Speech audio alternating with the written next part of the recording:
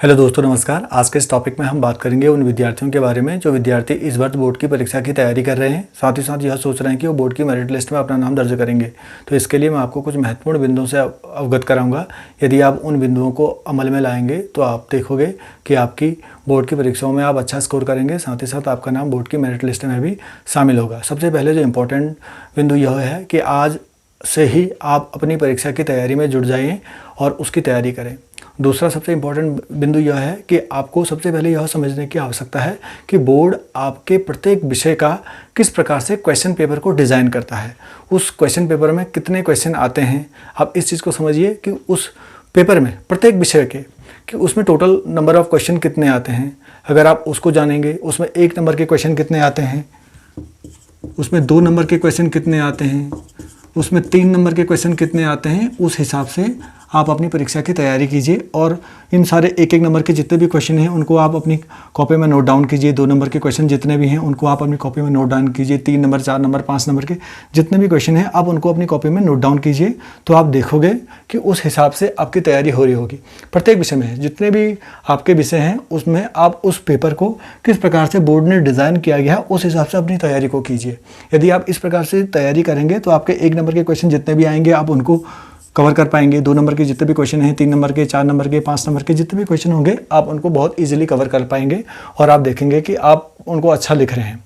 दूसरा सबसे इम्पोर्टेंट बिंदु यह है कि आज से ही, अभी से ही आप अपने घर में अपने लिए एक टाइम टेबल निर्धारित कीजिए और अपनी सारी तैयारी को उस टाइम टेबल के अकॉर्डिंग ही तैयार कीजिए। क्योंकि आप देखोगे कि आप उस टाइम टेबल में यदि आप उन सारे विषयों को, जो विषय आपके हैं उनको निर्धारित कीजिए, उनको रखिए उनमें और उनकी तैयारी को कीजिए। और आप ऐसा कर सकते हैं कि उसमें जो सब्जेक्ट आपको कठिन लगते हैं या आपके टफ सब्जेक्ट हैं उनको आप ज़्यादा समय दीजिए, लेकिन जो सरल, जिनको आपको लगता है कि ये विषय सरल हैं, उन सरल विषयों को भी आप अपने टाइम टेबल में रखिए और उनको भी पढ़िए। हाँ, आप ये कर सकते हैं, जो आपके टफ सब्जेक्ट हैं आप उनको टाइम ज़्यादा दे सकते हैं और जो आपको लगता है कि यह विषय सरल है, मेरा इसमें कमांड अच्छी है, उन विषयों को आप टाइम कम दे सकते हैं। अधिकतर देखा जाता है कि बच्चे करते क्या हैं कि जो सब्जेक्ट उनको टफ लगते हैं उनको उस साल भर उस पर ज़्यादा मेहनत करते हैं और जिनको वो समझते हैं कि ये विषय हल्के हैं या सरल हैं या इनमें मेरा कमांड अच्छी है, उन पर उतनी ज़्यादा ध्यान नहीं देते हैं। कभी कभी देखा जाता है कि टफ विषयों में जिनको आप टफ मान के चल रहे थे उनमें आपने मेहनत बहुत अच्छी करी, हो सकता है कि उसमें आपके अच्छे नंबर भी आएँ, लेकिन जिन सब्जेक्टों को आप सरल मान रहे थे या सरल समझ रहे थे उनमें आपके नंबर कम आ जाएंगे। तो उससे आपका जो ओवरऑल जो परसेंटेज है वो कोलैप्स कर जाएगा, वो डाउन हो जाएगा। तो इसलिए आप प्रत्येक विषय को समय निर्धारित जरूर करें। हाँ, ये जरूर कर सकते हैं कि किसी को कम समय या ज़्यादा समय दे सकते हैं। तो इस प्रकार से आप अपना टाइम टेबल अभी से निर्धारित करें और उस टाइम टेबल में आप जब सवेरे जल्दी उठते हैं तो उनमें हमेशा अपने टाइम टेबल में जो विषय आपके सरल हैं, जिनमें आपकी कमांड अच्छी है, जो आपके इंटरेस्टिंग लगते हैं, उन सब्जेक्टों से आप शुरुआत कीजिए। सपोज दैट आप सुबह जल्दी उठते हैं और जल्दी उठने के बाद उन विषयों से पढ़ना शुरू कीजिए जो आपको इंटरेस्टिंग लगते हैं, जो आपको सरल लगते हैं, रुचिकर लगते हैं, उन विषयों से स्टार्ट करें। जैसे जैसे आप उनको पढ़ेंगे तो आपको पढ़ने में रिदम अच्छी बनेगी और रिदम अच्छी बनेगी उसके बाद आप हार्ड सब्जेक्ट के या टफ सब्जेक्ट की तरफ बढ़ सकते हैं। अधिकतर देखा जाता है कि बच्चे जब सुबह जल्दी उठते हैं, जल्दी उठने के बाद वो कठिन विषय से पढ़ना शुरू कर देते हैं और थोड़ी देर बाद वह जटिल विषय उनको समझ में नहीं आता या कठिन लगता है तो वो किताब बंद कर देते हैं और सो जाते हैं, जिससे उनकी तैयारी अच्छी नहीं हो पाती है। तो आप क्या कीजिए, ये गलती ना करिए, आप उन विषयों से सुबह से पढ़ने का स्टार्टिंग कीजिए जो सब्जेक्टों में आपको इंटरेस्टिंग लगते हैं, जो सरल सब्जेक्ट हैं या जो कॉन्सेप्ट आपके क्लियर हैं, उन सब्जेक्टों से अगर स्टार्ट करेंगे तो आपका रिदम अच्छा बनेगा और रिदम अच्छा बनेगा तो आप अच्छे से ज़्यादा समय दे पाएंगे अपनी स्टडी को। उसके बाद जो थर्ड इम्पॉर्टेंट टॉपिक है, फर्स्ट हमने बात कर लिया कि बोर्ड के परीक्षा पैटर्न को आप अध्ययन कीजिए। दूसरा मैंने आपको टाइम टेबल के बारे में बता दिया कि आपको टाइम टेबल किस प्रकार से निर्धारित करना है। उस टाइम टेबल में आप सभी विषयों को शामिल कीजिए। हाँ, टाइम कम और ज़्यादा कर सकते हैं। जो आपको टफ लगते हैं उनको आप ज़्यादा समय दीजिए और जो आपको लगते हैं कि नहीं ये विषय इतने कठिन नहीं है, आसानी से मैं इनको सॉल्व कर दूंगा, तो उनको भी आप टाइम दीजिए, लेकिन कम टाइम दे सकते हैं। और थर्ड सबसे महत्वपूर्ण एक तीसरी चीज़ है जो बहुत इंपॉर्टेंट होने वाली है, एक वीकली टास्क बनाइए। आप प्रत्येक हफ्ते का अपना एक वीकली टास्क बनाइए। सपोज दैट एक हफ्ते में ये 7 दिन हैं, इन 7 दिनों में 1 2 3 4 5 6 7 ये 7 दिन हैं। इन 7 दिनों में आप पहले दिन का, दूसरे दिन का, तीसरे दिन का एक टास्क बना लीजिए कि मैं इस हफ्ते में अपने इन सब्जेक्टों के इन कॉन्सेप्टों को क्लियर करूँगा। तो उस पर आप काम कीजिए, ये आपको बहुत बेनिफिट दिलाएगा बाद में। और 7वें दिन जो संडे का दिन आया, इस संडे के दिन आप कोई नई चीज़ को मत पढ़िए, बल्कि जो आपने पिछले 6 दिनों में जो भी पढ़ा, जो भी समझा, उसका रिवीजन कीजिए आप। यदि आप इस प्रकार से इसको करेंगे तो आप देखेंगे कि आपको यह बहुत हेल्प करेगा। तो आप क्या कीजिए, ये वीकली टास्क का मतलब ये है कि आप अपना एक हफ्ते का एक टास्क रखिए कि मैं इस हफ्ते में इन विषयों के इन कॉन्सेप्टों को क्लियर कर लूँगा और इनको पढ़ लूँगा, इनको तैयार कर लूँगा।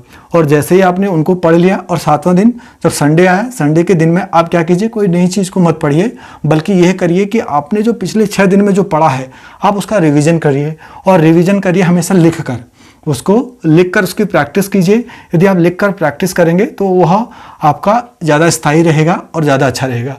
तो ये आप ज़रूर करिए। आपने एक वीकली टास्क बनाए, प्रत्येक महीने का, हफ्ते में आप एक वीकली टास्क बनाए कि मैं इन सब्जेक्टों के इन कॉन्सेप्टों को क्लियर करूँगा। एंड उसके बाद जो अगला है, नेक्स्ट है, ये बहुत इंपॉर्टेंट टूल होने वाला है आपके बोर्ड में अच्छे मार्क्स दिलाने के लिए। यह है hand writing and writing speed. आप क्या कीजिए, अपनी हैंड राइटिंग पर और राइटिंग स्पीड पर, इस पर काम कीजिए अभी से। अधिकतर देखा जाता है कि कुछ बच्चों का लेख अच्छा होता है, वो अच्छा लिखते हैं, उनका हैंड राइटिंग अच्छा होता है। हैंड राइटिंग तो अच्छा है लेकिन स्पीड नहीं है। स्पीड नहीं होने की वजह से क्या होगा कि वो सारे क्वेश्चनों को अटेम्प्ट नहीं कर पाएंगे। यदि वो सारे क्वेश्चनों को अटेम्प्ट नहीं कर पाएंगे तो उनके नंबर अच्छे नहीं आएंगे। अच्छी हैंड राइटिंग में जहाँ पर उन्होंने अच्छा काम किया, अच्छी हैंड राइटिंग, तो उनको अच्छे मार्क्स दिलाएंगे, पर वो स्पीड ना होने की वजह से वो सारे क्वेश्चनों को अटेम्प्ट नहीं कर पाएंगे, और सारे क्वेश्चनों को अटेम्प्ट नहीं कर पाएंगे तो उनका जो परसेंटेज है वो गिर जाएगा। दूसरी बात है, कुछ बच्चे ऐसे होते हैं जिनका हैंड राइटिंग तो अच्छा नहीं है पर उनकी स्पीड अच्छी है। उनके साथ भी यही दिक्कत है कि हैंड राइटिंग खराब होने की वजह से, वो स्पीड होने की वजह से वो सारे क्वेश्चनों तक तो पहुंच जाएंगे, अटेम्प्ट तो कर लेंगे, पर हैंड राइटिंग खराब है। खराब हैंड राइटिंग उनके नंबरों को गिरा देगी।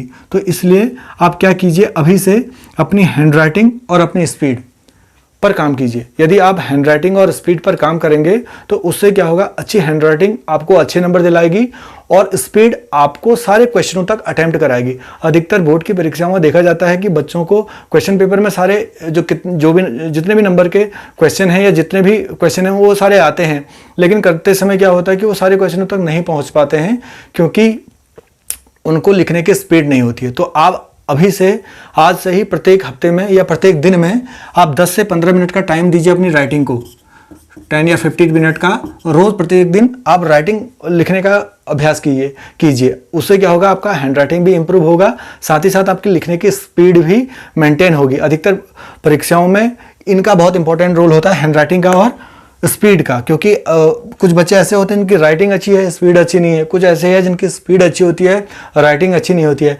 लेकिन हमेशा बाजी वही मारेगा जिसकी हैंड राइटिंग भी अच्छी है और जिसका स्पीड भी अच्छा है। तो इसलिए हैंड राइटिंग और स्पीड, ये दोनों एक इंपॉर्टेंट टूल है अच्छे मार्क्स लाने का। तो इस पर आप काम कीजिए। यदि आप इस पर काम करेंगे तो ये आपको अच्छे नंबर दिलाएंगे। अगला महत्वपूर्ण टिप्स ये है आपके लिए कि आप अपनी रणनीति को इस प्रकार से सेट कीजिए कि आप दिसंबर माह तक अपना सारा सिलेबस को ख़त्म कर दें। सभी विषयों का, जो भी आपके विषय हैं उन विषयों को अगर आप दिसंबर माह तक अपना घर में सेल्फ स्टडी से उसका सिलेबस को फिनिश कर देते हैं या कंप्लीट कर देते हैं, उससे आपको मदद मिलेगी। क्योंकि दिसंबर के बाद आपका विंटर वैकेशन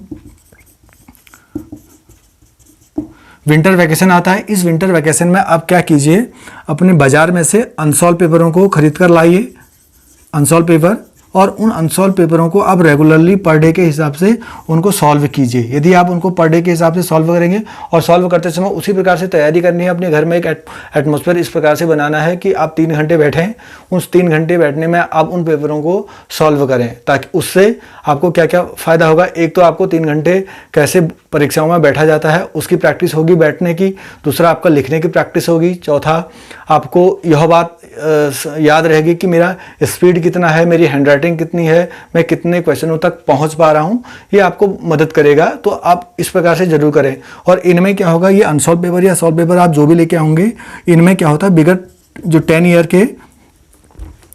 ईयर के क्वेश्चन पेपर दिए रहते हैं, उन 10 ईयर के क्वेश्चन पेपरों में सब कुछ दिया रहता है कि 1 नंबर के क्वेश्चन कितने आए हैं, 2 नंबर के क्वेश्चन कितने आए हैं, 3 नंबर के क्वेश्चन कितने हैं, सब कुछ इसमें दिया रहता है। तो आप उनकी सारी एक सीरीज बनाइए और उस हिसाब से तैयारी कीजिए। यदि आप इन बातों को ध्यान में रखेंगे तो आपके बहुत बढ़िया नंबर आएंगे बोर्ड की परीक्षाओं में। और साथ ही साथ कभी कभी क्या होता है, मैं एक और आपको बोनस चीज़ बताता हूँ कि आप क्या कीजिए कि जो 1 नंबर के क्वेश्चनों के बारे में मैंने आपको बताया, जो भी मैंने आपको 2 नंबरों के क्वेश्चनों के बारे में बताया, 3 नंबर के क्वेश्चनों के बारे में बताया, कभी कभी क्या होता है, पढ़ते पढ़ते बच्चा बोर हो जाता है और उसका जी उबने लगता है पढ़ाई से। तो वो क्या करे, अपने खुद की वॉइस में वो इन क्वेश्चनों को और इनके आंसरों को रिकॉर्ड कर ले, अपनी खुद की वॉइस में, सभी विषयों के खुद की वॉइस में उनको रिकॉर्ड कर ले, उनके क्वेश्चनों को रिकॉर्ड कर ले और उनके आंसरों को रिकॉर्ड कर ले, ताकि जब आपका मन पढ़ने में नहीं लग रहा हो या आप कोई काम कर रहे हो तो आप हेडफोन लगाकर अपनी खुद की आवाज़ में लिखे गए या बोले गए क्वेश्चनों को अगर आप बार बार सुनेंगे और सुनने से वो बहुत सारे क्वेश्चन आपको याद हो जाएंगे। तो मैं आशा करता हूँ कि आपको समझ में आया होगा और आप इस प्रकार बताई गई ही बातों को अमल में लाएंगे। मैं एक शॉर्ट रिव्यू में आपको फिर से बताता हूँ कि आपको करना क्या है। बोर्ड की परीक्षाओं में अच्छे अंक लाना, किसी भी परीक्षा में अच्छे अंक लाना एक आर्ट है, एक कला है, एक स्किल है। तो हमको क्या करना है, इस आर्ट को, इस कला को, इस स्किल को अपने अंदर डेवलप करना है। यदि हम इस आर्ट को, इस स्किल को डेवलप करके अपने अंदर करेंगे तो हम किसी भी एग्ज़ाम में अच्छे नंबर लेके आ सकते हैं, क्योंकि पढ़ाई का कोई शॉर्टकट नहीं है। पढ़ाई एक रेगुलर स्टडी मांगती है, अच्छे नंबर लाना एक स्ट्रेटजी मांगती है, उसके लिए हमको मेहनत करनी पड़ेगी। पढ़ाई का कोई शॉर्टकट नहीं है, उसके लिए हमें मेहनत करनी है। पढ़ाई का एक ही मूल मंत्र है कि कठिन और कठोर परिश्रम वो मांगती है। जो बच्चा उस कठिन मेहनत को करेगा, परिश्रम करेगा, वो निश्चित रूप से किसी भी परीक्षाओं में, जीवन की जो भी परीक्षा हैं उनमें सफल होगा। तो उसके लिए मैं आपको एक 4 लाइनें बताता हूँ कि अकेले राह में चलकर तुम मंजिल छू भी सकते हो, लगन की आग में तपकर तुम मंजिल पा भी सकते हो। अगर जिद हो कुछ करने का और जज्बा हो कुछ पाने का तो नामुमकिन को मुमकिन तुम कर भी सकते हो।